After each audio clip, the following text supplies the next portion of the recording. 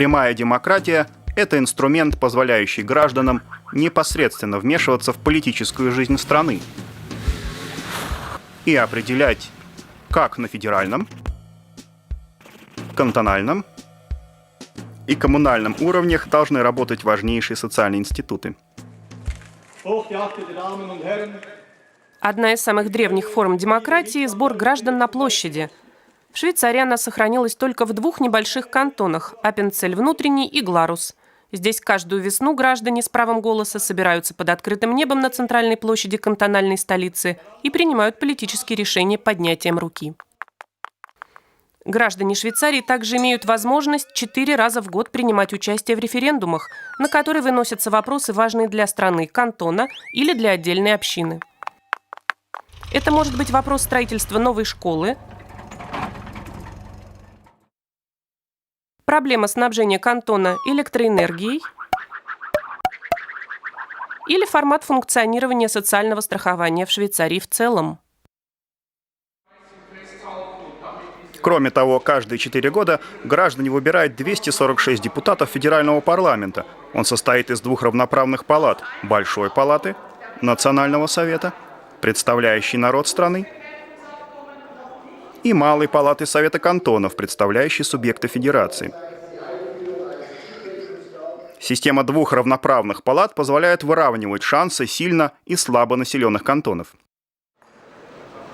Швейцарский парламент принимает законы и формирует состав правительства Федерального совета, который состоит из 7 равноправных министров, принадлежащих к разным политическим партиям.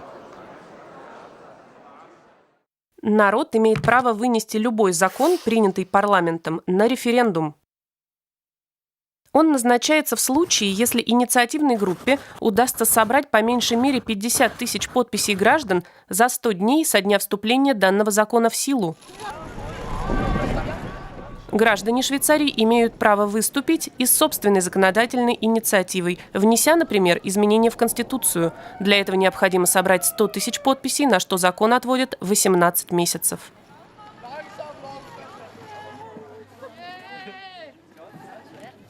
Каковы же преимущества и недостатки такой системы? Главное ее преимущество заключается в непосредственном участии граждан в процессе принятия политических решений. В Швейцарии избиратели могут не только определять персональный состав руководящих институтов, но и принимать решения по совершенно конкретным вопросам. Недостатки заключаются в том, что политические процессы протекают в стране гораздо медленнее, а во-вторых, не совсем ясно, кто же в итоге несет ответственность за принятое решение. Критики указывают, что народ в Швейцарии может проголосовать даже за инициативу, трудно совместимую с Конституцией и международным правом. Вот только 2 примера референдумов, результаты которых вызвали неоднозначную реакцию как внутри Швейцарии, так и за ее пределами. В конце ноября 2009 года народ большинством в 58% голосов одобрил законодательную инициативу, запрещающую строительство новых минаретов. И это несмотря на то, что правительство и парламент настоятельно рекомендовали отклонить ее. Годом позже швейцарцы большинством в 53% согласились с законом, который предписывает немедленно высылать иностранцев, совершивших тяжкие уголовные преступления. Однако власть в Швейцарии исходит от народа, а потому эти законодательные новеллы были в итоге прописаны в Федеральной Конституции. Сейчас парламент вносит соответствующие изменения в законы и приводит народный водум в соответствии с международно-правовыми обязательствами Конфедерации.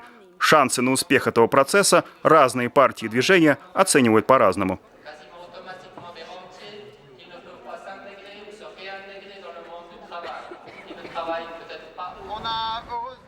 Насколько же эффективно работают механизмы швейцарской демократии?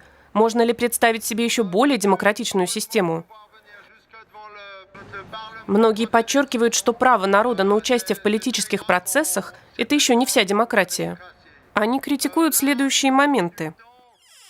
Отсутствие в Швейцарии конституционного суда, прозрачного механизма финансирования партий, а также низкий процент избирателей, участвующих в голосованиях и выборах. Только 2 из 5 граждан считают необходимым совершить несколько раз в год поход к избирательной урне. И все-таки, несмотря на недостатки, швейцарская демократия признана во всем мире уникальным явлением. Швейцария – единственная страна мира, в которой прямая демократия играет столь заметную роль в политических процессах и в которой вопросы, выносимые на референдум, в такой сильной степени определяют ход общественных дебатов.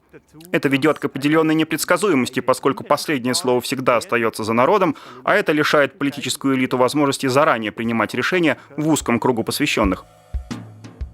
Наряду с федерализмом и нейтралитетом прямая демократия является существенной составной частью швейцарской идентичности, обеспечивая в конечном счете уникальное единство разных языковых, религиозных и культурных регионов страны.